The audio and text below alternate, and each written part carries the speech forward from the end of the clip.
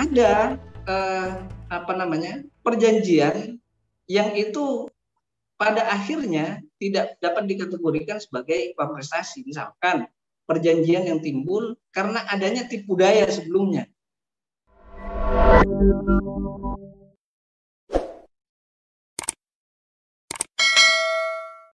Nah, dalam konteks hukum acara perdata, barangkali yang terngiang di benak kita itu adalah ada yang namanya gugatan, ada pula yang namanya permohonan. Apa bedanya? Dalam konteks perkara gugatan perdata, itu terdapat pihak yang saling bersengketa atau terdapat suatu sengketa dalam perkara itu. Berbeda dengan permohonan yang memang tidak ada sengketa atau konflik gitu ya. Sehingga permohonan itu cukup diperlukan adanya penetapan. Nah, sedangkan dalam gugatan keperdataan itu diperlukan adanya suatu putusan yang menegaskan baik itu yang berhubungan dengan hak maupun berhubungan dengan kepentingan dari si penggugat. Teman-teman, perlu juga kita membedakan bagaimana dalam gugatan itu ada dua hal yang seringkali kita ajukan atau seorang advokat ajukan atau subjek hukum ajukan. Pertama adalah perbuatan melawan hukum, yang kedua adalah uang prestasi. Nah, kadang dalam menyusun suatu gugatan, membedakan antara PMH dengan uang prestasi ini adalah susah-susah gampang gitu. Gampang itu barangkali kalau misalkan dilihat dari aspek ada tidaknya perjanjian. Tapi meskipun ada perjanjian pun terkadang belum tentu itu merupakan perbuatan melawan belum tentu uang prestasi, tapi juga bisa saja itu merupakan perbuatan melawan hukum. Nah, secara umum PMH itu atau perbuatan melawan hukum itu ada beberapa hal yang atau beberapa unsur yang perlu diketahui. Pertama adalah adanya perbuatan melawan hukum, yaitu melanggar subjektivitas dari orang lain gitu ya.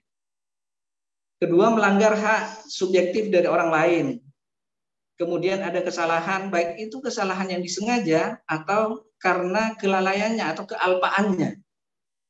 Berikutnya adalah adanya kerugian yang timbul, baik itu yang bersifat material atau imaterial dari perbuatan itu. Kemudian ada kausalitas atau ada hubungan sebab akibat dari perbuatan itu dengan akibat yang ditimbulkan, sehingga menimbulkan kerugian dan ganti rugi itu merupakan akibat dari adanya perbuatan itu. Nah, kalau uang prestasi itu dikenal ada tiga hal gitu ya. Yang umum adalah uang prestasi itu adalah tidak dipenuhinya kewajiban seperti yang diperjanjikan. Ada perjanjian yang itu pada akhirnya tidak dapat dikategorikan sebagai uang prestasi. Misalkan perjanjian yang timbul karena adanya tipu daya sebelumnya, gitu ya. Atau jamak dikenal itu sebagai penipuan. Ya, memang ada perjanjiannya, tetapi ketika dia ingkar janji dan karena perjanjian itu timbul dari adanya tipu muslihat atau bujuk rayu dan lain semacamnya, maka itu tidak lagi dikategorikan sebagai uang prestasi, melainkan itu perbuatan melawan hukum. Nah, uang prestasi itu ada tiga hal. Pertama, tidak memenuhi prestasi sama sekali. Kemudian yang kedua, terlambat memenuhi prestasi. Yang ketiga adalah memenuhi prestasi secara keliru atau salah.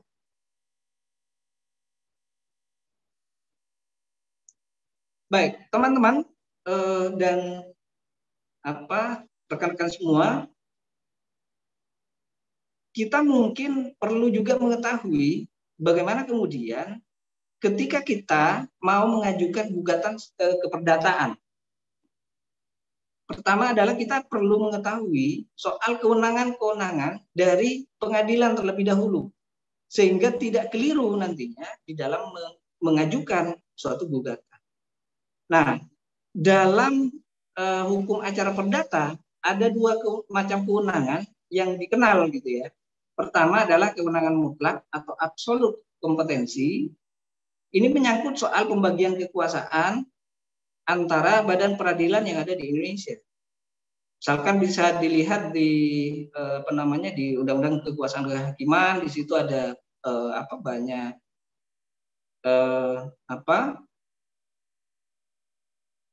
badan peradilan ya, ada peradilan umum, ada peradilan agama, ada peradilan tata usaha negara dan lain semacamnya, yang itu secara absolut memiliki kewenangan terkait dengan perkara-perkara keperdataan masing-masing.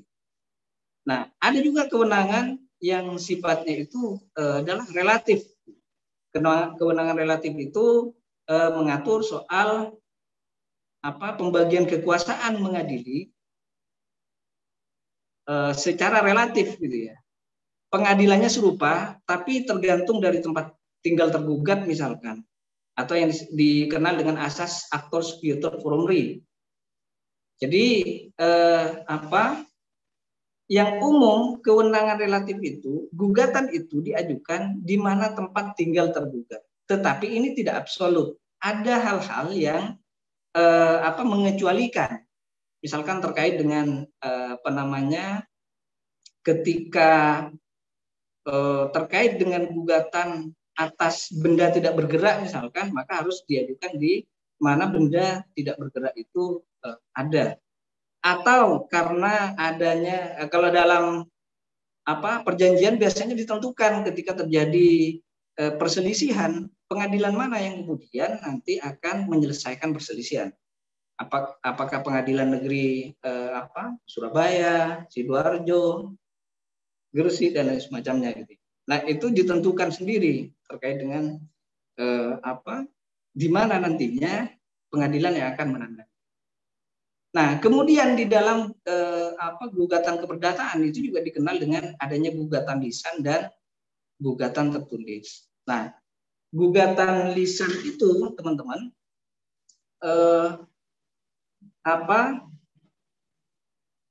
pada prinsipnya gugatan itu harus diajukan secara tertulis dengan surat gugatan yang ditandatangani oleh penggugat atau wakilnya atau kuasanya yang sah. Nah, akan tetapi terhadap mereka yang buta huruf, maka gugatan dilaksanakan secara lisan melalui ketua pengadilan, dan kemudian ketua pengadilan itu yang akan membuatkan gugatannya. Nah, perbedaan di sini sebenarnya kalau dilihat dari kedua ketentuan ini, pada prinsipnya sebenarnya gugatan harus tertulis. Hanya saja berdasarkan ketentuan pasal 20 HIR, bagi mereka yang buta huruf itu bisa saja gugatan dilakukan secara langsung melalui lisan, akan tetapi tetap dibuatkan gugatannya. Nah, barulah kemudian setelah dibuat surat gugatan itu diajukan ke pengadilan dan kemudian membayar uang perkaranya. Itu yang terkait dengan jenis gugatan, baik gugatan lisan maupun gugatan secara tertulis. Jadi bentuk-bentuk gugatannya seperti itu. Jadi kalau melihat ketentuan-ketentuan ini, pada akhirnya semua gugatan itu kembali kepada pasal 118 bahwa itu harus dibuat secara tertulis dengan surat gugatan. Apalagi hari ini misalkan dalam mengajukan gugatan itu sudah dikenal dengan pengajuan secara online. Kalau advokat tentu ke depan harus punya akun di e-court, sehingga dalam pengajuan gugatannya itu bisa melalui akun itu. Nah, kalau misalkan mereka buta huruf, maka ketua PN yang akan menentukan untuk dibuatkan gugatannya. Kemudian saya belum pernah pengalaman yang terkait dengan ini yang diajukan melalui e-court, dan itu pastinya karena untuk kepentingan sistem informasi peradilan itu dibuatkan akun e-courtnya, apakah dibuatkan secara sendiri atau dibuatkan oleh yang mewakilinya di pengadilan negeri yang memang ditunjuk oleh ketua pengadilan.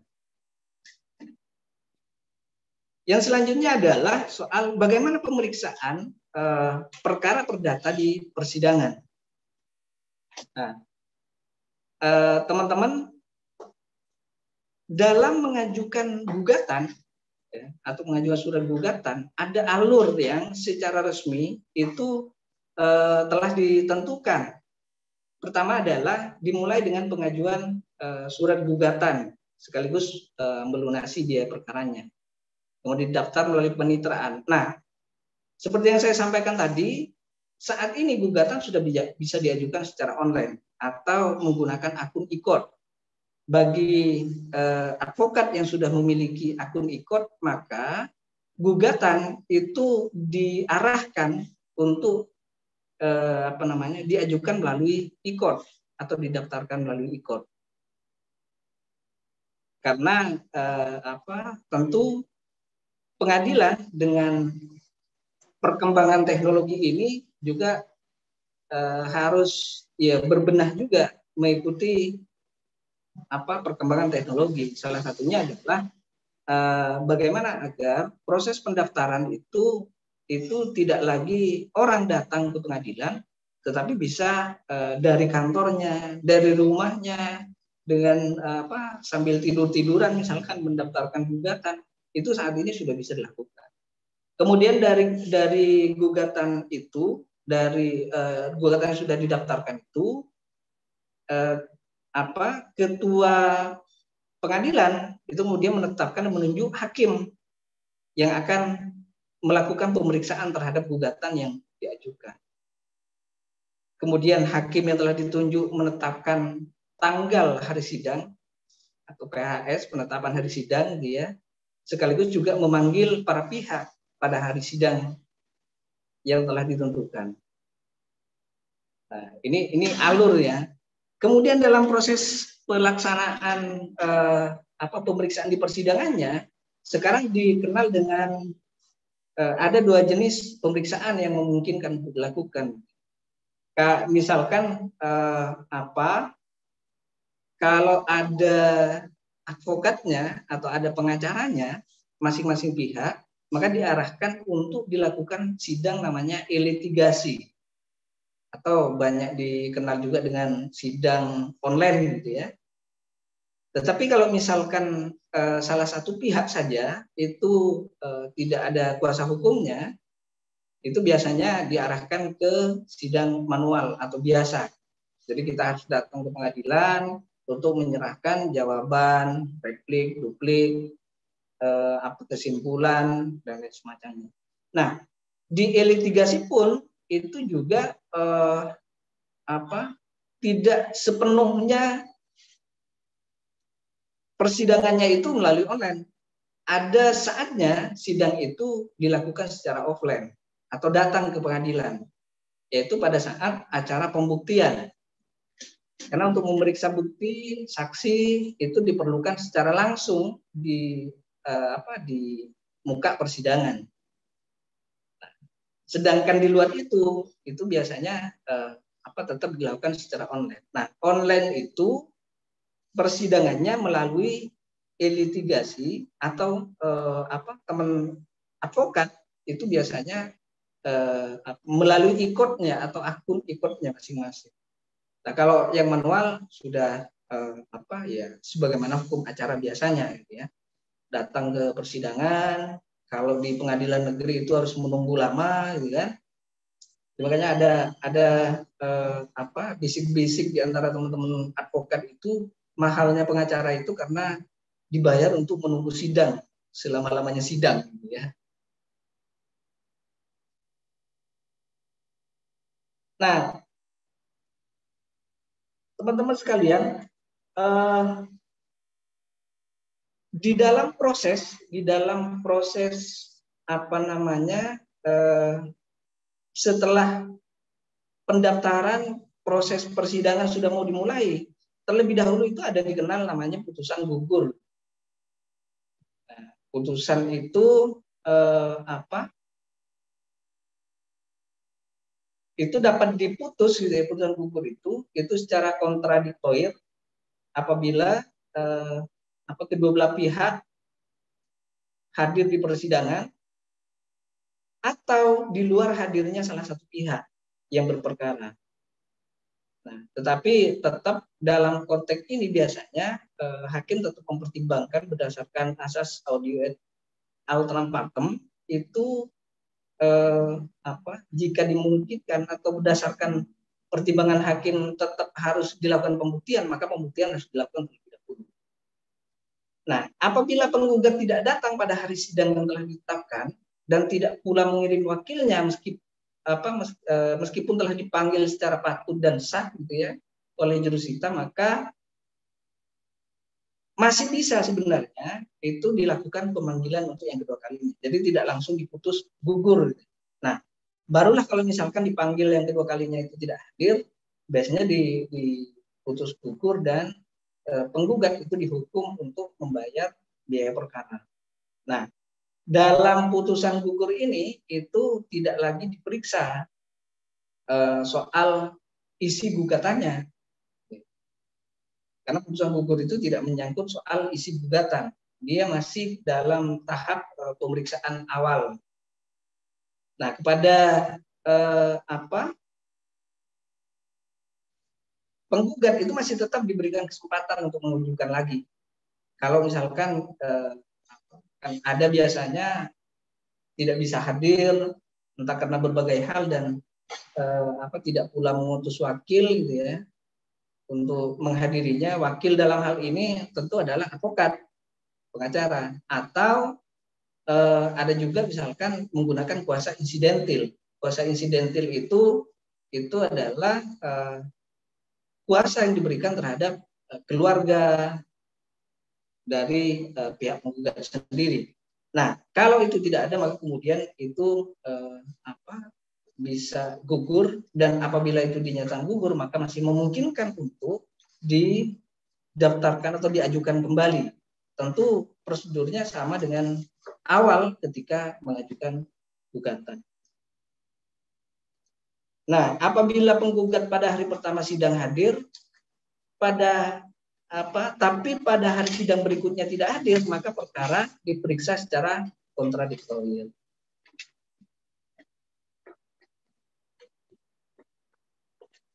Ada juga misalkan teman-teman, kita mengenal adanya putusan di luar hadir atau yang banyak dipahami itu sebagai putusan verstek.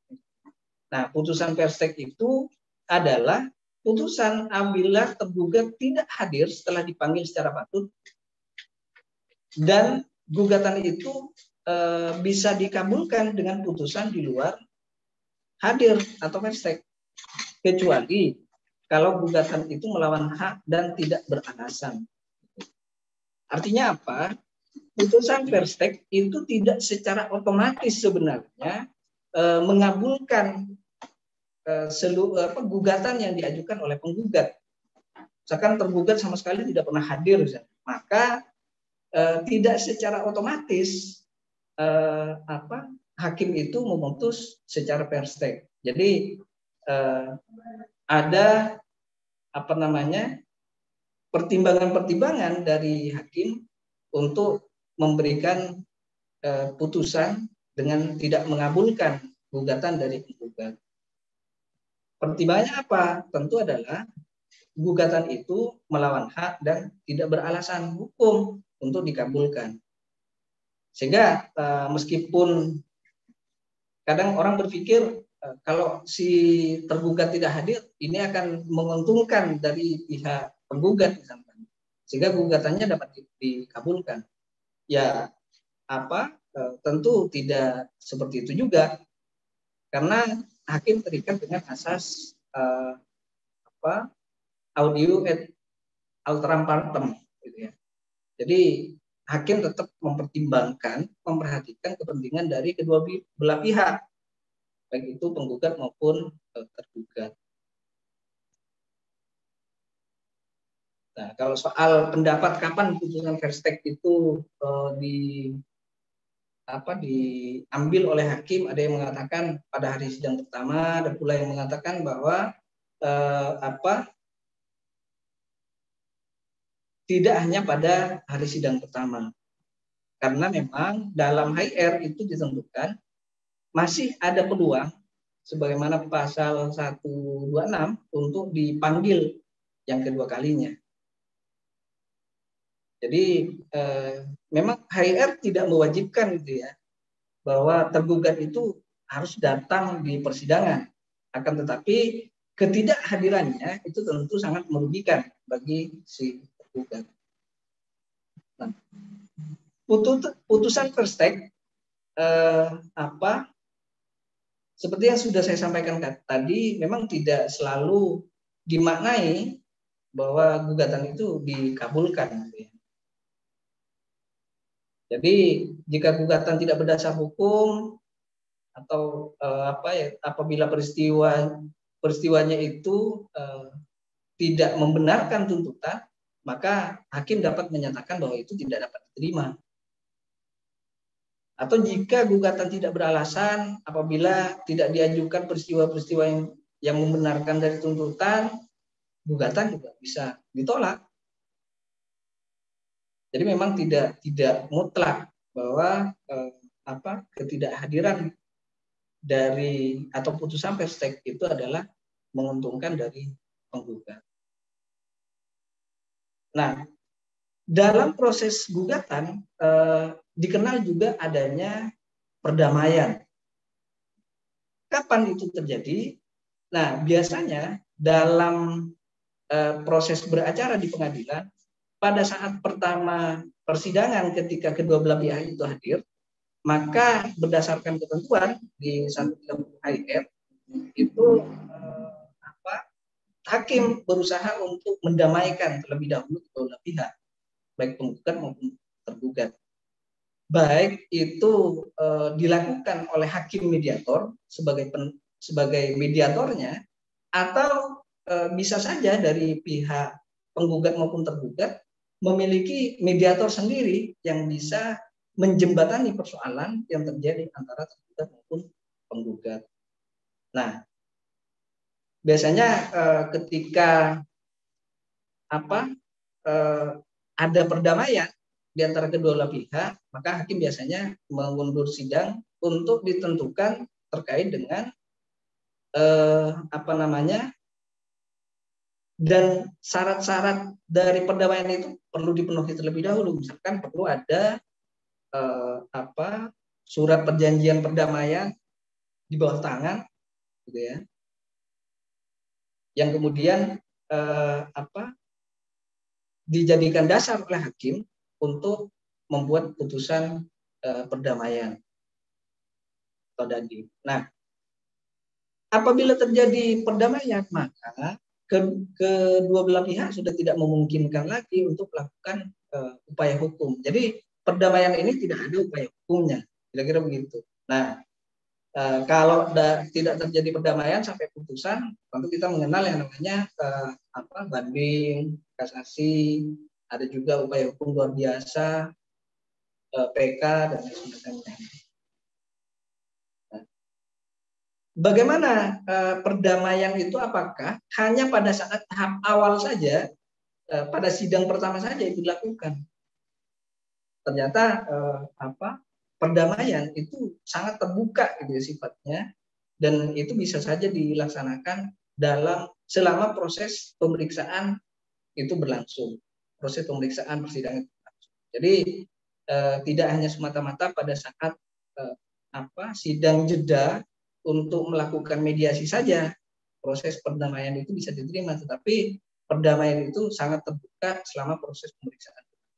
Bahkan ada yang berpendapat bahwa itu sampai kasasi pun juga sangat mungkin, karena memang perdamaian itu adalah ada yang mengatakan sebaik-baiknya solusi dari sengketa yang terjadi antara penggugat dengan tergugat.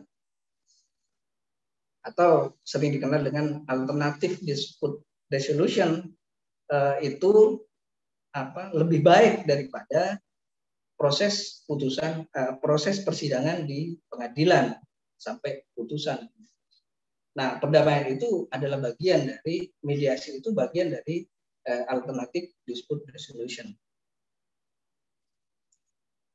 Nah, kalau misalkan perdamaian sudah tidak dicapai, tentu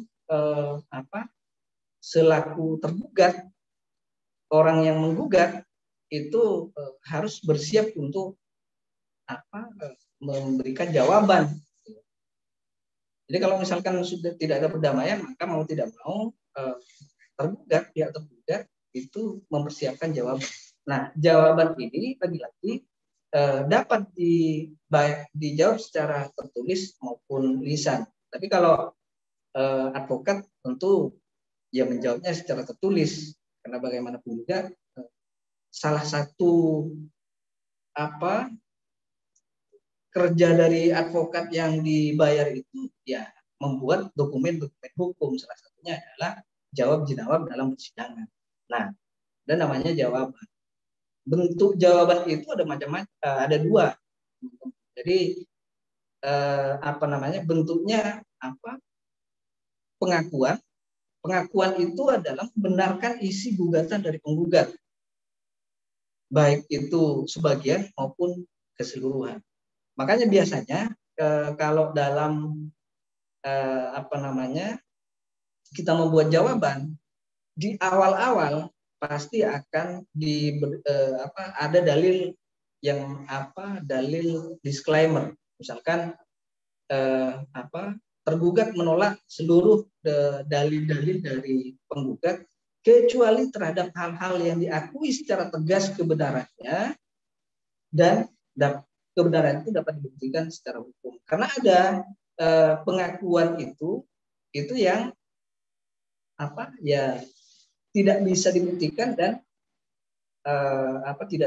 tidak dibenarkan secara hukum. Nah, yang kedua bentuknya adalah bantahan. Jadi di dalam jawaban itu bisa saja ada pengakuan, yang lebih banyak adalah bantahan.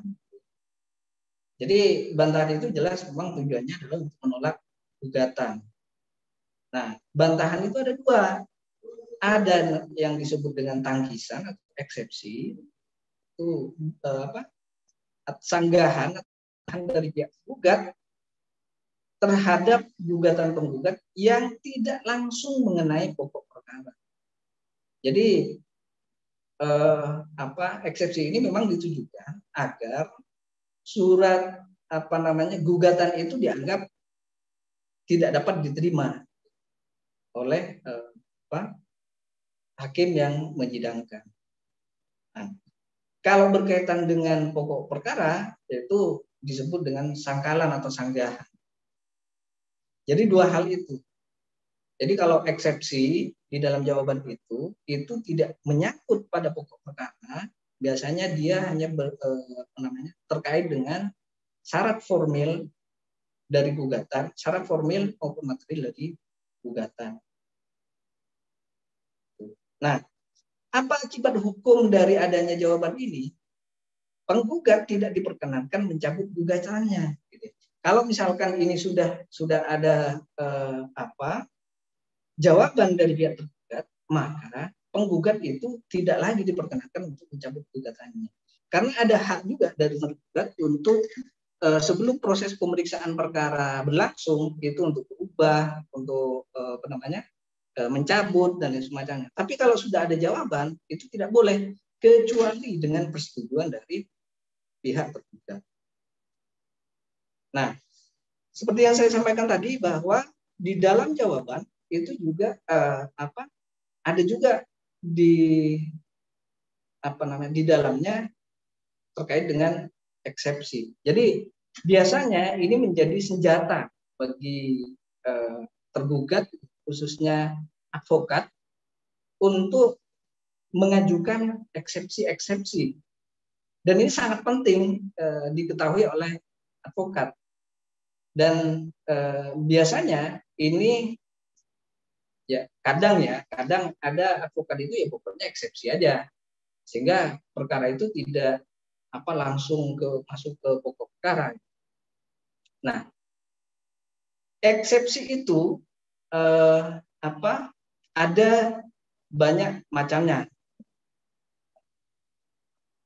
Itu diajukan terhadap hal-hal yang seperti yang saya sampaikan tadi, yang menyangkut syarat-syarat atau formalitas gugatan, tidak menyinggung sama sekali terhadap pokok perkara. Jadi eksepsi itu, nah tujuannya adalah agar pengadilan itu mengakhiri proses pemeriksaan tanpa terlebih dahulu memeriksa materi pokok perkara. Nah, ini kalau eksepsinya berkaitan dengan eksepsi kewenangan, maka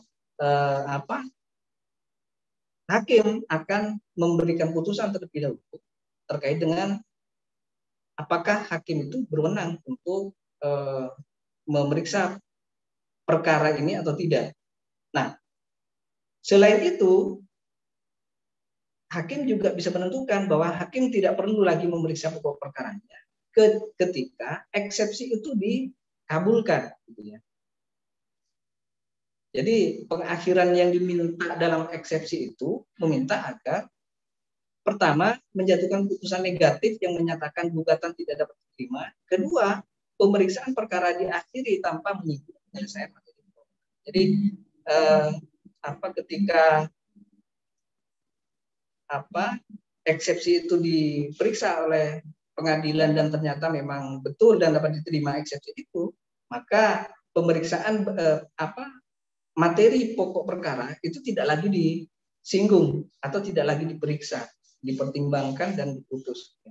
Sehingga dalam putusannya itu kemudian diputus gugatan tidak dapat diterima. Nah,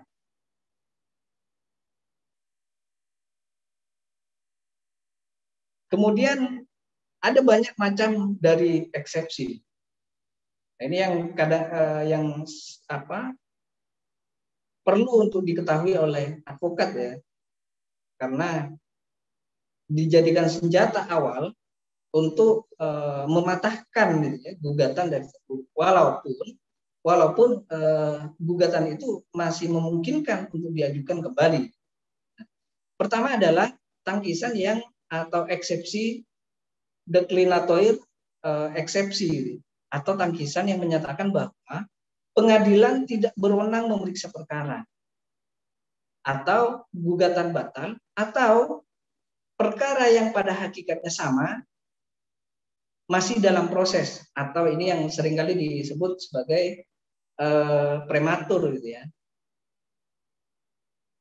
Sehingga kemudian pengadilan tidak perlu masuk lagi ke pokok perkaranya. Ini ketika ini diterima, maka hakim itu menghentikan proses untuk memeriksa pokok perkaranya. Yang kedua adalah dilatory eksepsi atau tangkisan yang tidak menyangkut gugatan pokok sama sekali. Eksepsi ini hanya mengemukakan sesuatu yang dengan itu menjadikan gugatan pokok itu tidak akan berhasil. Misalnya, benar tergugat mempunyai hutang kepada penggugat, tapi belum jatuh tempo. Nah, ini ini disebut sebagai tangkisan atau eksepsi dilatoir. Nah, ada juga eksepsi peremptoir eksepsi, tangkisan yang menyangkut pokok gugatan pokok atau meskipun mengakui kebenaran dalil gugatan, tetapi mengemukakan tambahan yang sangat prinsipil, karenanya gugatan itu akan gagal. Nah, misalnya mengemukakan bahwa tergugat tidak pernah berhutang kepada penggugat atau hutang tersebut sudah dibayar lunas, atau sudah pernah ada gugatan sebelumnya, atau yang disebut dengan nebis in idem, atau gugatan objek sama dalilnya itu sama, subjeknya juga sama, dalil gugatannya juga sama, sehingga gugatan itu harus dinyatakan tidak dapat diterima karena sudah ada gugatan sebelumnya yang memang sudah diputus dan itu sama. Nah, ada juga eksepsi disqualifikatoir eksepsi. Nah, tangkisan yang menyatakan bahwa bukan penggugat yang seharusnya digugat, yang seharusnya menggugat, maksud saya. Jadi ini juga ada yang mengkategorikan sebagai atau ada yang menyebutkan sebagai error impersonal. Jadi intinya bahwa orang yang mengajukan gugatan itu tidak memiliki hak atau tidak memiliki legal standing di dalam mengajukan gugatan. Misalkan yang berhutang itu anaknya, yang memberikan hutang itu anaknya, tapi yang menggugat orang tuanya. Dan si anak ini sudah cakap untuk mengajukan gugatan. Jadi itu tidak bisa. Sepanjang anak ini masih ada, maka itu yang harus mengajukan gugatan itu ya si anak itu. Nah, kemudian ada, nah ini yang sangat umum, obscure libel. Jadi eksepsi obscure libel atau gugatan penggugat kabur. Nah, berkaitan dengan ini sangat banyak sekali. Misalkan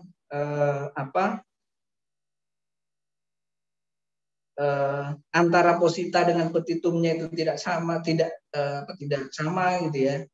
Di petitumnya itu mendalilkan A tapi mintanya B dan lain semacamnya. Kemudian macam-macam. Atau peristiwa hukumnya itu tidak dijelaskan secara rinci sehingga melompat-lompat sehingga membuat orang dalam memberikan jawaban itu kebingungan, bahkan hakimnya pun juga akan bingung dalam menentukan memutuskan perkara. Jadi ini yang sangat umum, obscure libel ini sangat umum dan sering kali dijadikan sebagai bahan eksepsi oleh para advokat. Kemudian ada juga eksepsi plurum litis consortium atau tangkisan yang menyatakan bahwa seharusnya yang digugat itu bukan hanya tergugat saja, tapi ada orang lain yang mestinya juga ikut digugat. Nah, ini yang secara umum itu dikategorikan sebagai para pihak tidak lengkap. Pihak yang digugat itu tidak lengkap. Misal begini, kalau kita mau menggugat terkait dengan objek tanah, yang objek tanah itu sudah dikuasai oleh pihak lain, gitu ya, maka mestinya pihak lain itu juga ikut digugat. Nah, tidak turut sertanya dia itu digugat, itu akan berakibat pada kurangnya pihak. Sehingga dapat berakibat tidak dapat diterimanya gugatan yang kita ajukan. Ada juga eksepsi non ademplit kontraktus, dia. Jadi tangkisan yang menyatakan bahwa tidak dipenuhinya prestasi oleh si tergugat itu karena pihak lain yang prestasi. Nah, dalam keadaan ini dapat terjadi dalam hal persetujuan timbal balik. Ada juga eksepsi re judicata. Nah, ini adalah tangkisan yang menyatakan bahwa perkara itu sudah pernah diputus dan telah mempunyai kekuatan. Nah, ini yang seringkali dikatakan sebagai nebis in idem.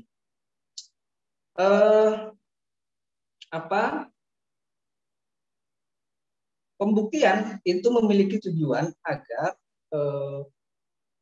hakim dalam memberikan putusan itu didasarkan atas bukti-bukti yang diajukan atau dikemukakan oleh para pihak dalam perkara. Jadi pembuktian ini memiliki posisi sangat penting dalam proses beracara di pengadilan, gitu ya. Apapun yang kita dalilkan, kalau kemudian dalam proses pembuktiannya itu tidak maksimal, maka ada kemungkinan kalau tidak di NU, maka ditolak, gitu ya. Kalau misalkan pembuktian itu berkaitan dengan macam-macam eksepsi tadi, alat-alat buktinya terkait dengan itu, dan itu tidak dimaksimalkan, ada kemungkinan gugatan kita akan di NO atau tidak dapat diterima. Nah, kalau misalkan bukti-bukti itu terkait dengan pokok perkaranya dan itu tidak dimaksimalkan, maka bisa saja gugatan kita akan ditolak. Nah, oleh karenanya posisi pembuktian itu memiliki posisi yang sangat penting dalam hukum acara perdata. Dan di hukum acara yang lain pun pembuktian juga memiliki posisi yang sangat penting dan strategis. Nah, beban pembuktian dalam hukum acara perdata itu pada asasnya itu dibebankan kepada pihak yang mengajukan gugatan. Akan tetapi karena adanya asas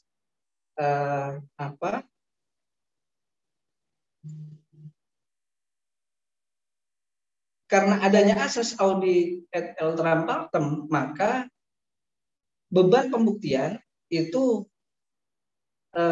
bisa saja kemudian itu diberikan kepada kedua belah pihak.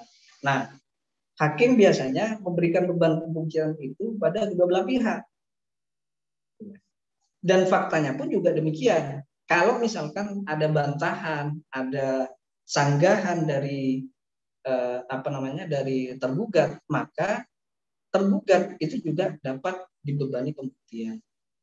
Nah, akan tetapi memang asasnya itu beban pembuktian itu sesuai dengan ketentuan 163 HIR dinyatakan di situ, barang siapa yang punya hak mengaku mempunyai hak atau yang mendasarkan pada suatu peristiwa untuk menguatkan haknya itu dan atau untuk menyangkal hak orang lain harus membuktikan adanya hak atau peristiwa. Jadi beban pembuktian ini kalau merujuk pada ketentuan ini, maka baik tergugat maupun penggugat itu dapat dibebani dengan pembuktian. Terutama penggugat, karena memang penggugat yang dari awal itu mengajukan gugatan, maka dia harus membuktikan peristiwa yang diajukannya itu. Nah, sedangkan tergugat dia wajib membuktikan juga terkait bantahan. Ketika itu tidak dibuktikan, tidak dapat dibuktikan, maka baik gugatan maupun bantahan itu bisa saja ditolak oleh hakim atau tidak bisa saja tidak dipertimbangkan. Nah, makanya kemudian posisi ini sangat penting baik bagi penggugat maupun tergugat. Nah, dalam pembuktian itu ada asas-asas pembuktian gitu, yang dalam konteks perdata itu ada beberapa asas yang harus diperhatikan dalam proses pembuktian. Yang pertama adalah asas actori incumbit probatio. Jadi asas ini terkait dengan beban pembuktian bahwa barang siapa yang punya satu hak atau menyangkali adanya hak orang lain harus membuktikannya. Nah, ini yang yang terkait dengan 163 HIR ya. Jadi hal ini berarti bahwa dalam hal pembuktian penggugat maupun tergugat itu sama-sama dibebani pembuktian secara seimbang oleh hakim. Jadi hakim memberikan kesempatan yang sama. Nah, karena asas itu tadi asas audio et altera partem. Nah, dalam konteks pembuktian itu juga ada asas yang dikenal dengan asas Kuryanovit, jus Kuryanovit. Jadi hakim itu selalu difiksikan atau dianggap tahu tentang hukumnya, sehingga dia tidak boleh menolak kasus meskipun menolak kasus yang disampaikan kepadanya. Jadi dia harus memeriksa dan memutus karena dia dianggap tahu. Nah, berdasarkan bukti-bukti yang diperolehnya itu, dia nggak bisa kemudian beralasan bahwa ini tidak bisa karena tidak ada dasar hukumnya, gugatan ini tidak bisa untuk diajukan dan tidak ada dasar hukumnya dari. Nah, itu yang dikenal dengan asas jus Kuryanovit. Jadi hakim itu dianggap tahu terhadap hukumnya, sehingga ada yang mengatakan bahwa sebenarnya dalam gugatan itu kita tidak perlu secara detail untuk apa namanya mendalilkan soal dasar-dasar hukum dari gugatan yang disampaikan. Nah, ada juga asas nemo testis indonius in propria causa. Jadi asas ini menyatakan bahwa tidak seorang pun yang dapat menjadi saksi atas perkaranya sendiri. Jadi kalau dalam hukum perdata itu tidak bisa penggugat itu menjadi saksi ya, untuk perkaranya sendiri.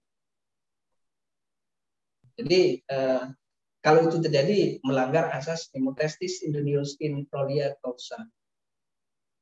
Nah, ada asas ultra petita. Ini ultra petita. Jadi hakim hanya boleh mengabulkan sesuai dengan apa yang dituntut. Jadi hakim dilarang mengabulkan di luar daripada yang dituntut. Sehingga dalam pembuktian itu hakim tidak boleh membuktikan di luar daripada apa yang dituntut. Akan tetapi dalam konteks peradilan asas ini ada yang membolehkan putusan itu ultra petita. Namun persyaratannya sangat ketat. Sepanjang itu masih berhubungan dengan perkara, itu boleh. Karena apa namanya? Ada yang mengatakan bahwa tidak mungkin hakim itu memenuhi sebagaimana seluruhnya apa yang dituntut. Tapi ada juga yang memang itu dikabulkan untuk seluruhnya. Nah, makanya kadang ada dalam putusan itu dikenal diterima atau dikabulkan sebagian dari tuntutan itu. Kemudian hakim memberikan pandangan sendiri. Misalkan soal ganti rugi seharusnya kita minta 100 juta, menurut hakim seharusnya tidak 100 juta, tapi cukup 10 juta untuk mengganti rugi dan semacamnya. Nah, itu masih sangat mungkin. Nah, ada juga asas dalam pembuktian itu dikenal dengan asas negativa non san probanda. Jadi sesuatu yang bersifat negatif itu tidak perlu dibuktikan. Misalkan saya tidak tidur, itu tidak perlu dibuktikan. Nah, saya tidak ada di Jakarta, saya tidak berhutang, itu tidak perlu dibuktikan karena sesuatu yang negatif itu sudah dibuktikan secara tidak langsung, itu sudah dapat dibuktikan. Nah, kemudian ada lagi asas nemo plus juris transfera potes quam ipse habet. Jadi asas ini menentukan bahwa tidak ada orang yang dapat mengalihkan lebih banyak hak daripada apa yang dimilikinya. Ada juga asas yang dikenal dengan asas yang paling sedikit dirugikan. Hakim harus membebani pembuktian bagi pihak yang paling sedikit dirugikan jika harus membuktikan. Nah, asas ini sering dihubungkan dengan asas negativa non san probanda tadi. Jadi apa yang paling sedikit dirugikan itu jika diharuskan membuktikan, maka pihak yang harus membuktikan itu yang paling sedikit. Nah, ada asas besiter yang beritikat baik. Nah, ini kalau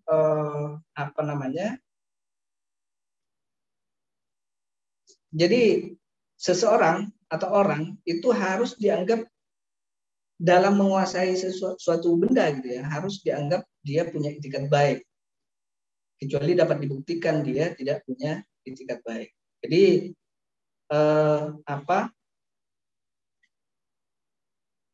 penggugat yang harus membuktikan itu, atau orang yang kemudian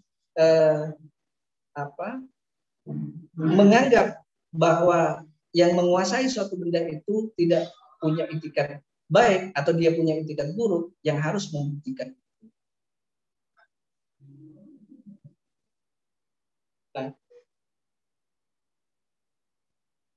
setelah kita mempelajari soal asas-asas pembuktian tadi, kita mungkin juga perlu tahu tentang alat-alat bukti apa dalam perkara atau hukum acara perdata.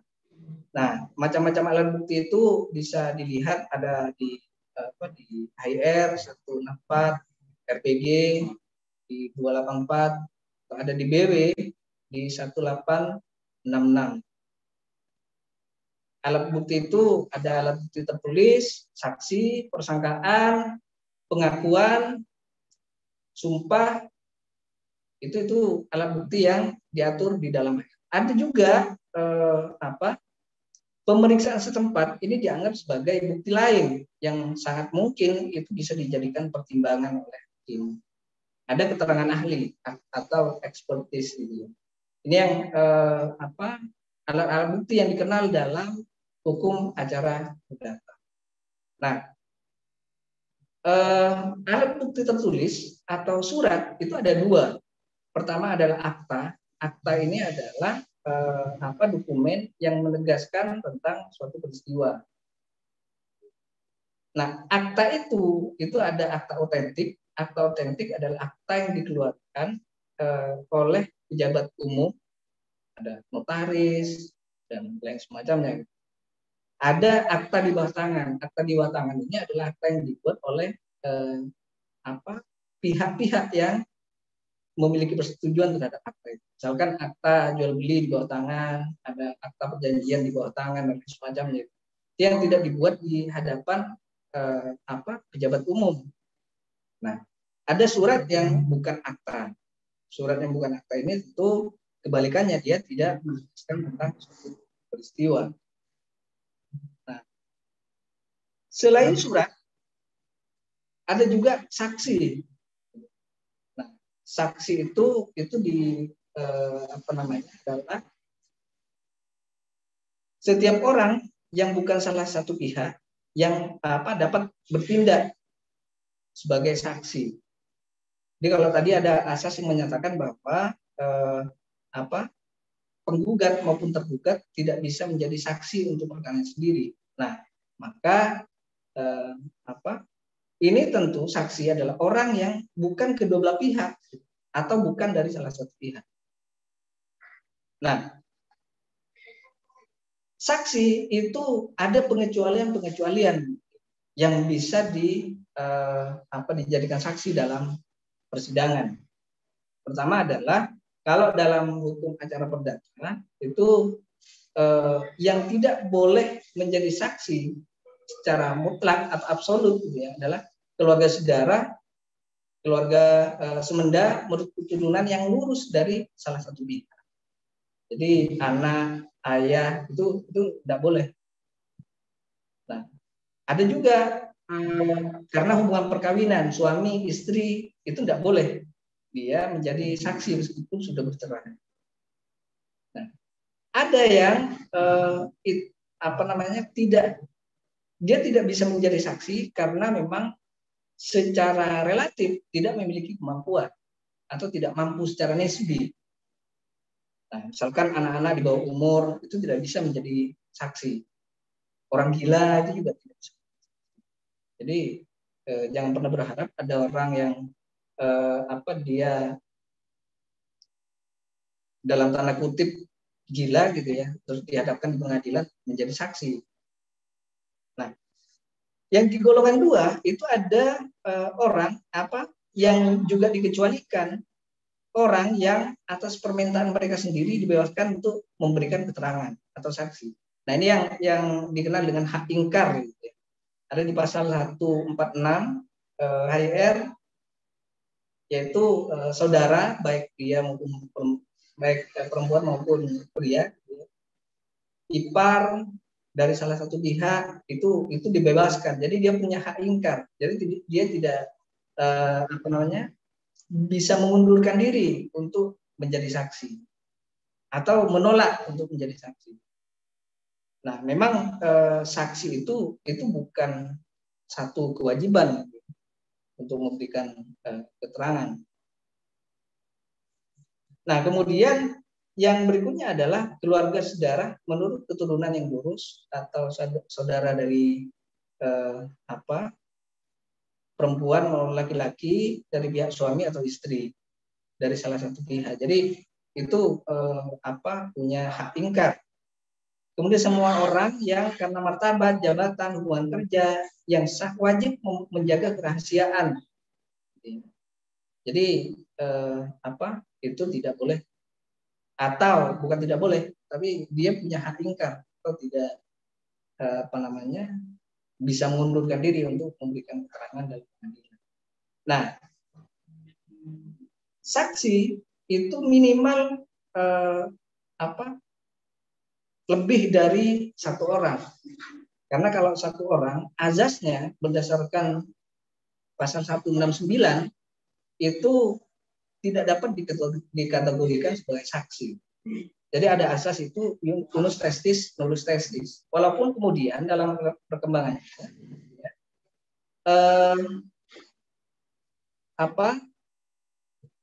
meskipun satu saksi itu dapat diterima, tapi harus dihubungkan dengan alat-alat bukti yang lain, walaupun satu saksi.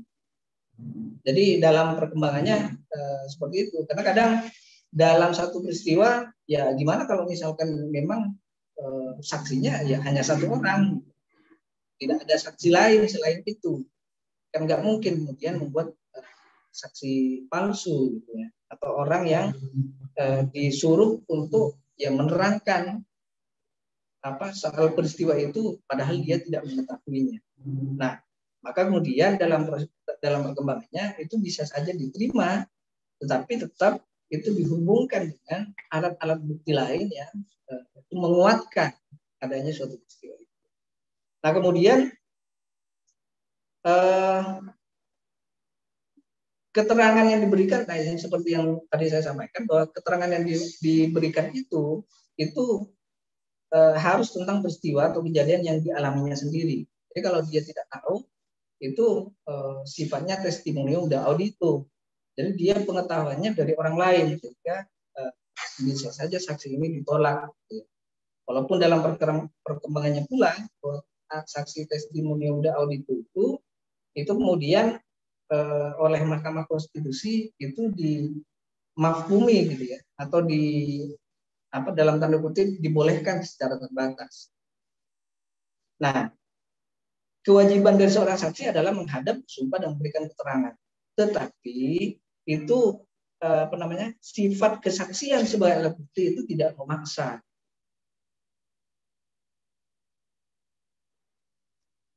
Kemudian alat bukti lain dalam hukum acara perdata adalah persangkaan. Persangkaan ini itu diperoleh berdasarkan dari peraturan perundang-undangan atau hakim yang menentukan atau membuat suatu persangkaan sendiri, baik dari suatu peristiwa yang diketahui secara umum ke arah suatu peristiwa yang belum diketahui. Jadi persangkaan itu tidak bisa kemudian dibuat oleh penggugat maupun tergugat sendiri, tetapi persangkaan itu harus disimpulkan berdasarkan undang-undang atau ditarik oleh hakim dalam membuat persangkaan. Nah, misalkan ya dalam satu contoh di putusan Mahkamah Agung nomor 11737 ya, misalkan soal ketidakhadiran tergugat setelah di beberapa kali 13 kali persidangan itu hanya satu kali hadir, sedangkan sidang selebihnya itu tidak pernah hadir. Nah, fakta itu kemudian ditarik oleh hakim sebagai persangkaan bahwa tidak hadirnya tergugat secara sah itu dianggap dia mengakui terhadap dalil dari penggugat dan sekaligus juga menguatkan persangkaan atas kebenaran keingkaran para tergugat tidak menyerahkan objek barang terperkara. Jadi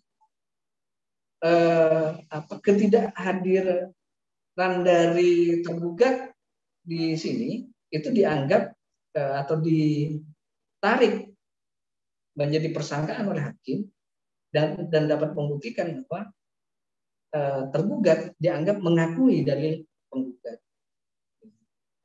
Nah, tentu ini juga perlu menjadi pertimbangan kalau kita dalam posisi sebagai tergugat dan ketika hakim membuat persangkaan seperti ini tentu akan sangat merugikan.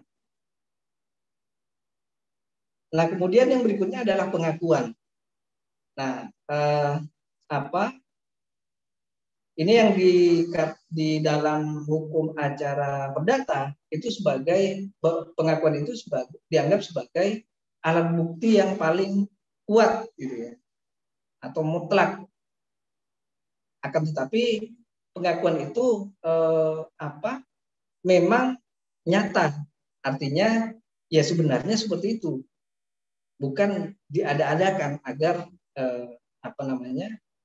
peristiwa hukumnya itu seolah-olah betul terjadi. Ada kadang yang membuat seperti itu ya sudah diakui saja misalnya, padahal tidak sebenarnya. Jadi pengakuan itu harus betul-betul memang peristiwanya benar. Jadi pengakuan itu ada yang pengakuan murni. Pengakuan murni itu pengakuan yang sifatnya memang sepenuhnya dia mengakui terhadap tuntutan pihak lawan. Nah, ada juga pengakuan dengan kualifikasi. Jadi pengakuan yang disertai dengan sangkalan terhadap sebagian dari tuntutan. Tuntutan itu diakui, tetapi sebagian tidak diakui. Jadi tidak sepenuhnya itu diakui. Nah, ada pengakuan dengan klausula. Jadi pengakuan dengan klausula itu adalah pengakuan yang disertai dengan keterangan tambahan yang bersifat membebaskan. Jadi misal begini, memang benar saya berhutang, saya ngutang ke si penggugat, tetapi hutang itu telah dipenuhi, sudah lunas. Nah, pengakuan mengenai hutang itu adalah pengakuan yang diberikan oleh si tergugat, tetapi dengan keterangan tambahan bahwa itu atau benar memang saya berhutang kepada penggugat, tetapi dalam perjalanannya hutang itu telah lunas dengan cara dibayarkan ke apa. Jadi tiga hal itu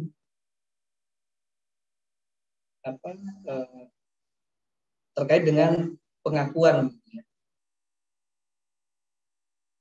Nah, pengakuan yang diberikan di muka hakim di persidangan merupakan keterangan sepihak. Jadi ya hanya pihak yang mengakui saja gitu ya.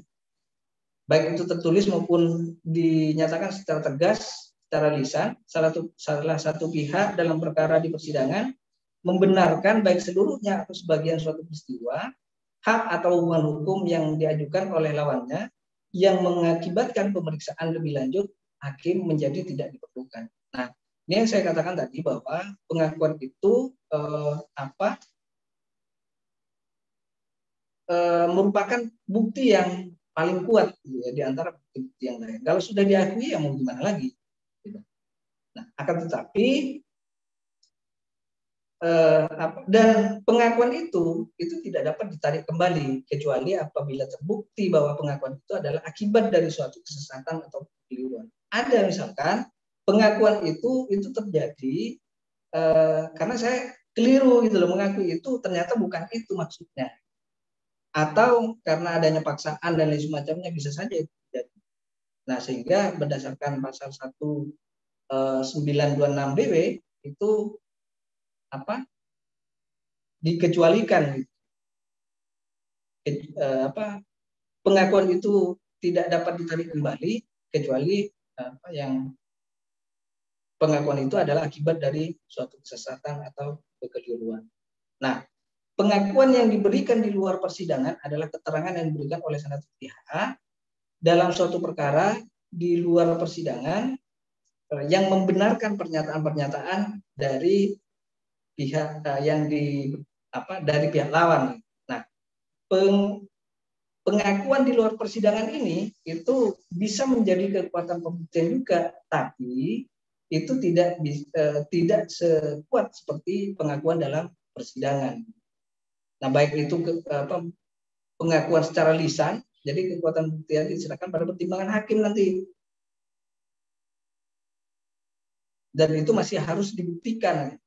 Kemarin misalkan tergugat sudah mengakui bahwa dia memang punya hutang kok.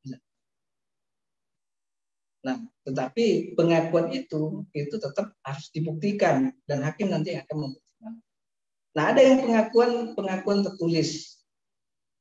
Nah, kekuatan pembuktiannya itu bebas dan merupakan alat bukti di samping alat bukti tertulis. Nah, misalkan begini, ada pengakuan hutang dari salah satu pihak. Nah, itu bisa saja itu menjadi pengakuan, tetapi itu merupakan alat bukti tertulis. Nah, pengakuan yang diberikan di luar persidangan, bedanya dengan yang di persidangan, itu adalah dia dapat ditarik kembali. Jadi pengakuan yang diberikan di luar persidangan itu dapat ditarik kembali. Beda dengan yang diberikan di dalam persidangan yang memang berdasarkan ketentuannya itu tidak bisa ditarik kembali. Nah, selain dari pengakuan saksi, persangkaan, surat, ada juga dikenal dengan alat bukti sumpah di dalam persidangan perdata. Nah, dasar hukumnya itu bisa dilihat di HER pasal 155 sampai 158, ada pasal 177 juga di HER, teman-teman bisa pelajari sendiri. Nah, sumpah ini ada 3 macam, ada sumpah penambah atau pelengkap atau supletoir, gitu ya. Ada sumpah penaksir, ada sumpah pemutus. Nah, sumpah penambah itu adalah sumpah yang diperintahkan oleh hakim karena jabatannya kepada salah satu pihak untuk melengkapi pembuktian peristiwa yang menjadi sengketa sebagai dasar putusan. Syaratnya adalah harus ada pembuktian permulaan yang lengkap terlebih dahulu. Jadi tidak langsung hakim meminta, ya sudah kamu bersumpah, benar nggak? Jadi tidak begitu. Jadi sudah harus ada bukti permulaan yang lengkap terlebih dahulu. Tapi hakim untuk menambah satu keyakinannya itu memerlukan sumpah dari salah satu pihak. Nah, kekuatan pembuktian ini bersifat sempurna juga dan masih memungkinkan pembuktian dari pihak lain. Dia bisa dibantah juga. Nah, kemudian ada sumpah penaksir. Sumpah penaksir itu adalah sumpah yang diperintahkan oleh hakim karena jabatannya untuk menentukan jumlah ganti rugi. Sama sifatnya juga, kekuatan pembuktiannya juga bersifat sempurna. Kemudian juga masih memungkinkan ada pembuktian dari pihak lawan. Yang terakhir adalah sumpah pemutus. Sumpah pemutus itu dibebankan kepada atas permintaan salah satu pihak kepada lawannya untuk memutus persoalan, menentukan siapa yang dikalahkan dan siapa yang harus dimenangkan. Nah, tidak memerlukan pembuktian permulaan untuk sumpah ini terlebih dahulu, sehingga dapat dilakukan setiap saat selama proses pemeriksaan di persidangan. Misalkan salah satu pihak, ya sudah, saya akan memenuhi semua tuntutannya, misalkan kalau tergugat, ya, saya akan memenuhi segala tuntutannya, tapi harus disumpah dulu. Nah, ini baru memungkinkan untuk dilakukan. Sama, jadi ini tujuannya adalah untuk menyelesaikan perkara, sehingga dengan adanya sumpah itu, maka pemeriksaan perkara dianggap selesai dan hakim tinggal menjatuhkan putusannya. Nah, ada seperti yang saya sampaikan tadi di atas, selain sumpah, selain surat, selain saksi, selain persangkaan, dalam proses perdata itu juga ada bukti-bukti yang disebut sebagai tambahan, gitu ya, atau bukti lain. Nah, salah satunya adalah pemeriksaan setempat, nah, atau disente. Pemeriksaan setempat adalah pemeriksaan mengenai perkara oleh hakim karena jabatannya yang dilakukan di luar gedung peradilan atau di luar tempat kedudukan pengadilan, agar hakim dapat melihat sendiri, memperoleh gambaran atau keterangan yang memberikan kepastian tentang peristiwa yang sedang disengketakan. Nah, yang diperiksa itu adalah yang umum itu adalah barang tetap, misalkan tanah, bangunan. Jadi kalau tanah itu terkait dengan soal batas-batasnya, apakah ada yang menguasai atau tidak di situ. Jadi agar ketika dalam memberikan putusan itu tidak keliru, baik berkaitan dengan batasnya, luasnya, kemudian apakah di situ ada pihak yang menempati atau tidak. Nah,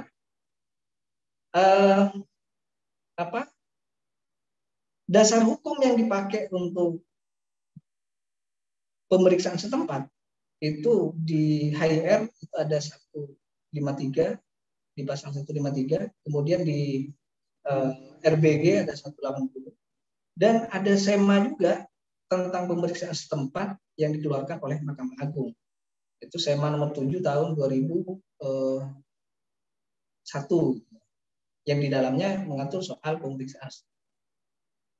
Nah, kekuatan pembuktiannya ini diserahkan kepada hakim setelah hakim melihat bagaimana kondisi terkait dengan objek atau barang yang disengketakan. Misalkan mendalilkan bahwa gedungnya ini sudah rusak atau rumahnya ini sudah rusak akibat dari perbuatan si tergugat misalnya. Maka hakim untuk memberikan kepastian bahwa gedung itu betul-betul rusak dan ketika diestimasi betul nggak estimasinya kerugiannya adalah sekian, maka hakim perlu untuk melihat atau melakukan pemeriksaan setempat. Nah, kekuatan pembuktiannya nanti diserahkan kepada hakim yang melakukan pemeriksaan setempat. Makanya ketika proses pemeriksaan setempat ini masing-masing pihak itu harus tahu betul dan bisa menjelaskan kepada hakim nanti terkait dengan objek yang disengketakan. Kalau misalkan itu terkait dengan tanah, maka batas-batasnya letak tanahnya tahu, batas-batasnya paham, kemudian apakah di tanah itu ada yang menguasai atau tidak, dan seterusnya. Nah, selain itu, selain pemeriksaan setempat yang juga menjadi alat bukti lain dalam proses persidangan perdata adalah keterangan ahli atau ekspertis. Keterangan ahli ini adalah keterangan dari pihak ketiga yang objektif dan bertujuan untuk membantu hakim dalam memeriksa guna menambah pengetahuan hakim sendiri. Jadi ini sifatnya tidak hakim tidak terikat terhadap apa yang disampaikan oleh ahli, pendapat yang disampaikan oleh ahli. Jadi bisa diambil, bisa juga tidak. Kalau misalkan hakim mengambil, maka dia akan mengutip pendapat dari ahli itu. Kalaupun tidak, juga tidak ada kewajiban dari hakim. Nah, berbeda dengan bukti-bukti yang 5 tadi, yang di atas. Jadi kalau itu hakim terikat dengan alat-alat itu, baik itu bisa dipertimbangkan maupun tidak bisa dipertimbangkan. Nah, kemudian dasar hukum untuk keterangan ahli bisa dilihat oleh teman-teman sendiri di pasal 154 HIR, ya. Jadi di situ tidak menegaskan apa dan siapa ahli itu.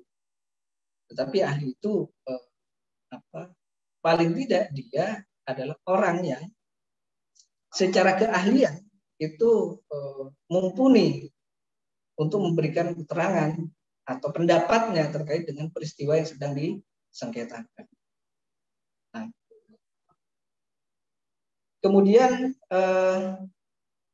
ahli itu bedanya dengan saksi gitu ya. Ahli itu dapat menunjuk ahli lain. Jadi kalau misalkan seorang ahli itu tidak bisa dalam persidangan ya sudah ditentukan, maka dia bisa saja menunjuk ahli lain, atau pihak yang mau menghadirkan ahli itu meminta ahli lain. Artinya ahli itu bisa saja digantikan, atau bahkan hakim juga dapat secara ex officio itu mengangkat seorang ahli untuk dimintai keterangan. Nah, ahli yang telah disumpah itu memberikan pendapatnya, kemudian tidak memenuhi kewajibannya dapat dihukum mengganti rugi. Nah, kira-kira perbedaan antara saksi fakta dengan ahli. Kalau saksi itu kedudukannya tidak dapat digantikan oleh saksi lain, tetapi kalau ahli itu sangat mungkin itu digantikan oleh ahli yang lain. Kemudian saksi itu minimal adalah satu saksi, lebih dari satu saksi, karena berdasarkan asas unus testis nulus testis, maka satu ahli itu dianggap bukanlah, satu saksi itu dianggap bukanlah saksi. Nah, berbeda dengan ahli. Ahli itu cukup satu juga bisa didengar pendapatnya. Kemudian perbedaan lainnya adalah kalau saksi itu tidak diperlukan mempunyai keahlian, karena saksi itu adalah akan memberikan keterangan terkait apa yang dialaminya sendiri, bukan terkait dengan keahlian. Sedangkan ahli itu harus mempunyai keahlian tertentu yang berhubungan dengan peristiwa yang sedang diperiksa oleh pengadilan. Ahli dimintai pendapatnya, bukan apa yang dia alami, bukan pengalamannya. Jadi ahli itu dia memberikan pendapat terkait dengan peristiwa yang disengketakan, bukan pengalaman dari si ahli dalam menangani suatu peristiwa. Nah, saksi itu harus memberikan keterangan secara lisan. Keterangan yang bersifat tertulis itu masuk dalam kategori alat bukti yang tertulis. Nah, kalau ahli itu memungkinkan untuk memberikan keterangan yang dibuat dalam tulisan. Akan tetapi itu tidak termasuk dalam alat bukti tertulis, tetap sebagai pendapat, dan hakim terhadap ahli itu bebas untuk mendengarkan atau tidak dari keterangan. Sedangkan saksi, hakim itu terikat untuk mendengarkan keterangan dari saksi. Ya, apa yang diterangkan oleh saksi itu harus betul diperhatikan, karena hakim terikat dengan keterangan yang diberikan oleh saksi. Nah, beda kalau ahli, hakim tidak terikat. Kemudian yang berikutnya dalam hukum acara perdata itu kita juga mengenal adanya putusan. Nah, putusan itu secara definisinya menurut Sudikno, ya, suatu pernyataan hakim sebagai pejabat negara yang diberi wewenang itu diucapkan di persidangan dan bertujuan untuk mengakhiri atau menyelesaikan suatu perkara atau sengketa antara para. Nah, bedanya antara putusan dengan penetapan. Kalau putusan itu penyelesaian perkara dalam peradilan kontensius, sedangkan penetapan itu penyelesaian perkara dalam peradilan voluntair. Jadi kalau putusan itu diambil ketika ada sengketa di antara kedua belah pihak. Kalau penetapan itu tidak ada sengketa. Nah, ada beberapa jenis putusan ya, berdasarkan pasal 185 HIR. Nah, di situ disebutkan bahwa yang pertama ada dikenal dengan putusan akhir, yaitu putusan yang mengakhiri suatu sengketa atau perkara dalam suatu tingkat peradilan tertentu.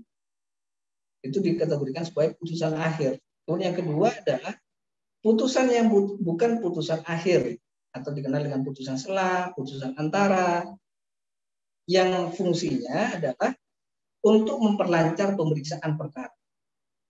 Jadi kalau putusan yang diberikan dalam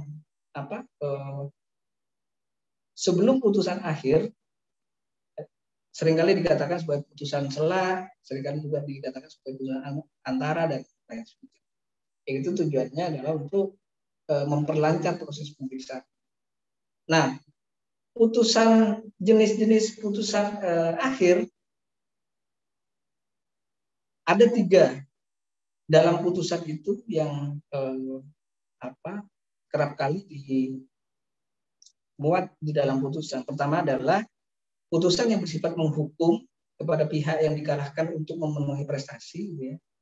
Kemudian ada putusan yang bersifat konstitutif atau putusan yang meniadakan atau menciptakan suatu keadaan hukum. Misalkan putusan mengenai perceraian atau pemutusan perkawinan, gitu ya, pengangkatan wali, pemberian pengampunan, pernyataan pailit, pemutusan perjanjian dan lain semacamnya. Yang itu sifatnya konstitutif atau menciptakan suatu keadaan hukum, mengesahkan suatu perjanjian jual beli dan lain semacamnya, atau memutus perjanjian jual beli, dan itu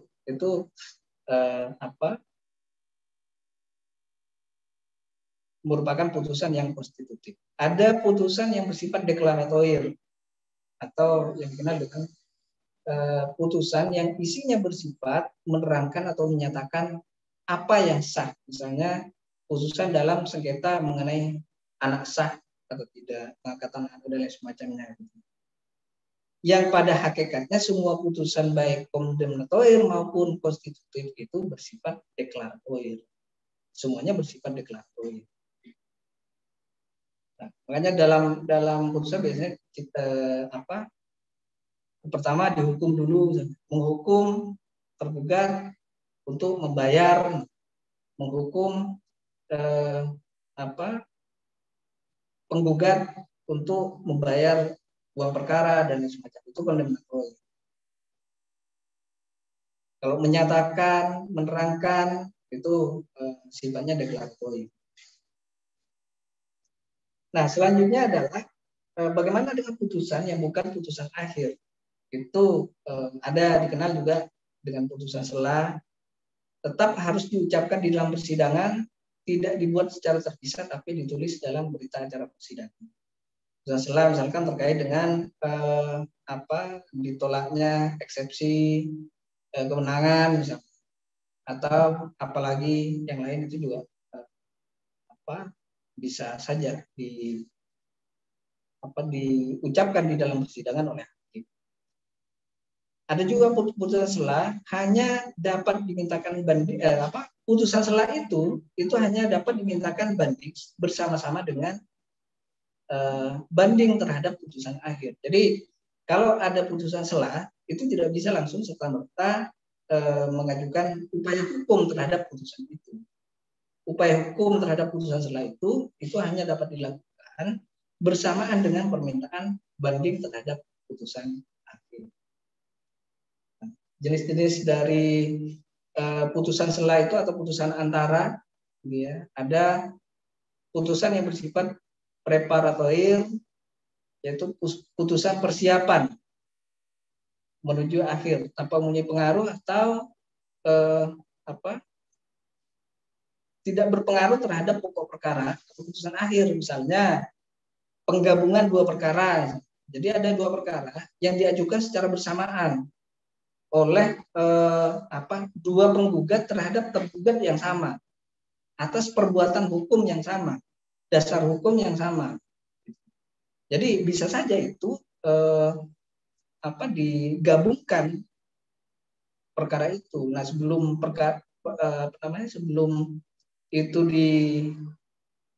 sebelum masuk ke putusan akhir, hakim bisa saja membuat putusan untuk menggabungkan perkara. Nah, kemudian ada juga putusan interlokutoir atau putusan yang isinya memerintahkan pembuktian terlebih dahulu. Misalkan putusan ini dapat bisa saja putusan ini dapat mengaruhi putusan akhir. Misalkan putusan untuk dilaksanakan pemeriksaan saksi atau pemeriksaan setempat, rekonstruksi dan lain semacamnya. Jadi itu bisa saja. Jadi untuk pemeriksaan setempat itu juga ada putusan, namanya putusan interlocutory, atau itu diambil sebelum hakim memutus pokok perkaranya. Dan ini juga memungkinkan itu berpengaruh terhadap putusan akhir.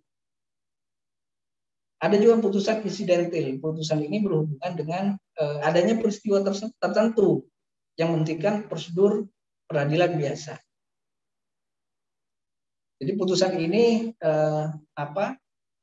belum berhubungan dengan pokok perkara. Misalkan terkait dengan meninggalnya salah satu pihak atau ada peristiwa-peristiwa lain yang itu berpengaruh terhadap prosedur peradilan. Sehingga itu terlebih dahulu hakim membuat satu putusan sehingga tidak berpengaruh terhadap proses pemeriksaan perkara. Ada putusan provisional. Nah, putusan provisional ini biasanya diputus untuk menjawab tuntutan provisional. Biasanya ada dalam gugatan itu juga penggugat meminta agar ada putusan provisional. Nah, putusan provisional ini adalah tindakan pendahuluan yang digunakan untuk memberikan perlindungan bagi salah satu pihak atau kedua pihak sebelum putusan akhir dijatuhkan. Misalkan ada kekhawatiran objek sengketa itu dipindah tangankan, maka kemudian bisa saja dimintakan disita dan semacamnya. Atau dihentikannya suatu kegiatan tertentu agar salah satu pihak atau semua pihak itu terlindungi.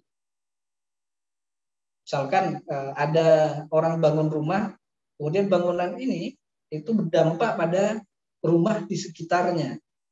Nah, oleh karena berdampak pada rumah di sekitarnya, bisa saja si orang yang menjadi korban dia mengajukan gugatan. Salah satunya di dalam gugatannya meminta tuntutannya adalah menghentikan sementara proses pembangunan dari bangunan yang mengakibatkan dampak negatif terhadap bangunan sekitar. Nah, setelah kita memahami soal putusan dan jenis-jenisnya, sekarang kita masuk ke soal bagaimana dalam pelaksanaan putusan. Nah, hakikat pelaksanaan putusan itu pertama adalah pelaksanaan putusan atau eksekusi itu adalah realisasi dari kewajiban pihak yang dikalahkan untuk memenuhi prestasi yang tercantum dalam putusan. Jadi eksekusi itu atau pelaksanaan putusan itu hakikatnya ya agar orang yang dihukum berdasarkan putusan itu melaksanakan prestasinya sesuai dengan apa yang sudah ada di dalam putusan. Nah, putusan hakim mempunyai kekuatan eksekutorial, yaitu kekuatan untuk dilaksanakan apa yang ditetapkan dalam putusan itu secara paksa oleh alat-alat negara. Ada title demi keadilan berdasarkan ketuhanan yang Maha Esa. Nah, hanya putusan kondemnatori saja yang dapat dilaksanakan secara paksa. Putusan yang menghukum saja yang dapat dilaksanakan secara paksa. Deklaratori dan konstitutif tidak memerlukan sarana pemaksa dalam melaksanakannya karena tidak memuat hak atau suatu prestasi. Kalau dalam putusan itu ada putusan menghukum, maka itu dapat dilakukan permohonan eksekusi terhadap pengadu. Nah, jenis-jenis pelaksanaan putusan. Eksekusi putusan yang menghukum pihak yang dikalahkan untuk membayar sejumlah uang. Jadi dia dihukum untuk membayar sejumlah uang. Ada juga untuk yang kedua itu menghukum orang untuk melakukan suatu perbuatan. Jadi orang tidak dapat dipaksa memang untuk memenuhi prestasi, ya, yang akan tetapi pihak yang dimenangkan dapat meminta kepada hakim agar kepentingan yang akan diperolehnya dinilai dengan uang. Jadi itu sangat mungkin misalkan karena dia tidak melakukan perbuatan itu maka mengakibatkan kerugian, atau bahkan di dalam gugatan itu juga disertai dengan duangsom kalau terkait dengan permintaan putusan agar seseorang melakukan perbuatan tertentu. Bisa saja di dalam gugatan itu diajukan duangsom atau uang paksa. Nah, eksekusi yang ketiga adalah eksekusi real, merupakan pelaksanaan prestasi yang dibebankan kepada debitur oleh putusan hakim secara langsung. Yang terakhir adalah, atau yang keempat, eksekusi langsung atau paret eksekusi, gitu ya. Itu terjadi apabila seorang debitur menjual barang-barang tertentu milik debitur tanpa mempunyai title eksekutorial. Nah, apa yang bisa dilakukan terhadap suatu putusan, atau dikenal dengan upaya hukum apa yang bisa dilakukan terhadap suatu putusan.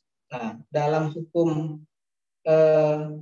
acara perdata, upaya hukum itu dapat dilakukan, tujuannya adalah untuk mencegah atau memperbaiki kekeliruan dalam suatu putusan. Upaya hukum itu ada dua, ada upaya hukum biasa. Upaya hukum biasa itu ada tiga, ada perlawanan atau verset, banding, dan kasasi. Itu adalah upaya hukum biasa. Ada upaya hukum yang sifatnya istimewa atau luar biasa. Jadi peninjauan kembali itu masuk dalam kategori upaya hukum luar biasa atau istimewa. Kemudian ada juga perlawanan pihak ketiga atau der dan verset, itu juga masuk dalam kategori upaya hukum luar biasa atau istimewa. Nah, yang pertama adalah perlawanan. Jadi salah satu upaya hukum terhadap putusan adalah perlawanan. Perlawanan merupakan upaya terhadap putusan yang dijatuhkan di luar hadirnya tergugat atau verstek. Jadi kalau si tergugat itu tidak pernah hadir dalam persidangan, kemudian putusan itu diambil oleh hakim, maka kemudian pihak tergugat itu dapat mengajukan perlawanan. Perlawanan itu pada asasnya disediakan bagi pihak tergugat yang umumnya dikalahkan. Kalau tergugatnya dimenangkan atau diuntungkan, dan tidak perlu untuk melakukan perlawanan. Ketentuan ini terkait dengan perlawanan ini bisa dilihat oleh teman-teman sendiri di 125 ayat 3 HIR, juga 129 HIR. Nah, ketika perlawanan ini dibuat atau diajukan oleh pihak tergugat, maka pengadilan itu akan melakukan pemeriksaan ulang. Karena meskipun bukan dan biasanya itu ditangani oleh hakim yang sebelumnya melakukan pemeriksaan terhadap perkara yang diputus secara verstek. Nanti apakah perlawanannya itu diterima atau tidak, itu hakim yang akan mempertimbangkan. Tetapi ketika perlawanan atau verstek ini dilakukan, maka pengadilan itu akan melakukan pemeriksaan kembali terhadap perkara yang sedang disengketakan. Acaranya juga tidak jauh, ya sama dengan ketika tergugat itu datang di pengadilan. Hanya saja nanti dalam putusannya itu bisa saja pelawan itu dianggap sebagai pelawan yang benar menurut hukum, atau dia bukanlah pelawan yang benar menurut hukum. Kemudian upaya hukum terhadap putusan lainnya yang masuk dalam kategori upaya hukum biasa adalah banding. Banding itu berdasarkan undang-undang dasar rujukannya bisa dilihat di Undang-Undang 48 juga, Undang-Undang tentang kekuasaan kehakiman itu ya, pasal 26 itu disebutkan bahwa terhadap pengadilan tingkat pertama itu dapat tindakan banding kepada pengadilan tinggi oleh pihak-pihak yang bersangkutan kecuali undang-undang menentukan lain. Nah, terkait dengan pengecualian ini ada putusan-putusan itu yang tidak bisa diajukan banding atau upaya hukum banding, tapi ada upaya hukum lain yang memungkinkan dilakukan. Misal dalam perkara gugatan dengan hukum acara sederhana atau gugatan sederhana itu tidak lagi dikenal adanya banding. Yang ada adalah keberatan dan itu masih diajukan dalam pengadilan tingkat pertama yang kemudian diperiksa oleh hakim terkait dengan keberatan. Jadi memang ada undang-undang yang menentukan lain gitu ya terkait dengan upaya hukum. Misal dalam pengadilan hubungan industrial, di pengadilan hubungan industrial itu tidak dikenal adanya banding. Yang ada adalah kasasi, upaya hukum kasasi. Hanya pada jenis tertentu saja yang ada bandingnya, dan itu pun juga bersifat final and binding. Itu yang terjadi di pengadilan hubungan industrial. Di PTN pun juga ada pengecualian. Nah, upaya hukum lain yang kemudian bisa dilakukan yang itu masih dalam kategori upaya hukum biasa itu adalah kasasi.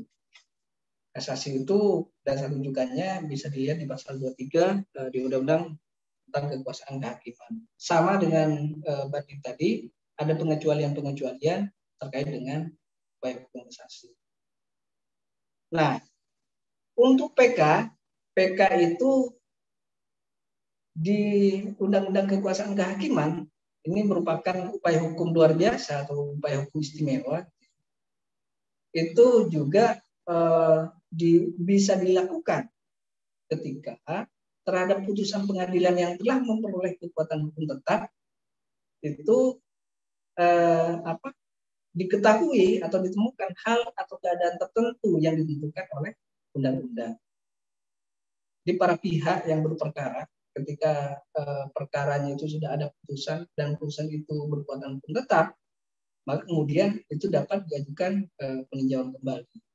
Nah, di dalam ketentuan pasal 24 ayat 1 Undang-Undang Kekuasaan Kehakiman yang dimaksud dengan hal atau keadaan tertentu itu adalah ketika ditemukan adanya bukti baru atau novum yang pada saat proses pemeriksaan perkara yang sudah diputus dan memperoleh kekuatan hukum tetap itu tidak ditemukan.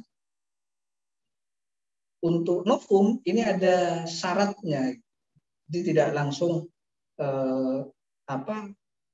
tiba-tiba ada novum tapi kemudian didiamkan, bukan begitu. Tapi ada pengambilan sumpah dan lain semacamnya, gitu. Dan itu ditemukan masih dalam tenggang waktu 180 hari antara ditemukan dengan pengajuan PK-nya dan lain semacamnya. Nah, selain itu juga ada kehilapan atau kekeliruan hakim yang nyata-nyata dalam proses dalam menerapkan hukumnya.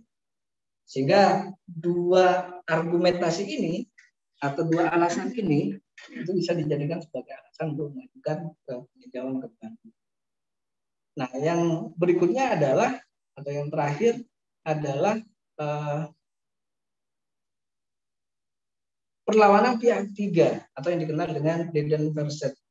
Asasnya adalah putusan hanya mengikat para pihak yang berperkara. Ini asas hukumnya. Gitu. Jadi pihak yang tidak berperkara itu tidak terikat dengan putusan pengadilan. Nah, akan tetapi ada kepentingan-kepentingan dari pihak ketiga yang tentunya harus dipertimbangkan. Tetapi di dalam putusan itu atau dalam proses berperkara dia tidak terlibat, dan ketidakterlibatannya dia bisa saja karena ketidaktahuan dan lain semacamnya. Nah, ketika putusan itu ada dan putusan itu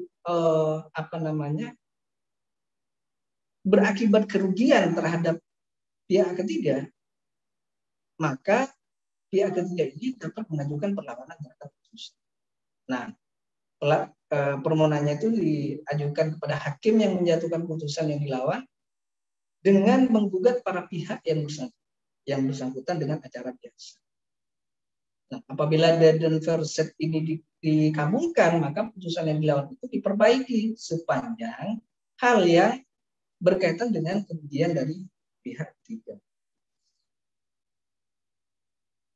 Nah, barangkali itu dulu yang bisa saya sampaikan. Saya ada materi lain sebenarnya soal class action dan class action, legal standing dan citizen lawsuit, sesuai dengan apa yang disampaikan oleh panitia kepada saya, agar ada juga pemahaman berkaitan dengan jenis-jenis atau macam-macam gugatan ya yang ada yang saat ini diakui dan bisa dijadikan sebagai apa istilahnya gugatan, jenis gugatan atau macam gugatan yang bisa dilakukan oleh penggugat. Kalau yang saya jelaskan tadi itu adalah gugatan yang perdata umum lah, perdata biasa kalau boleh saya lihat.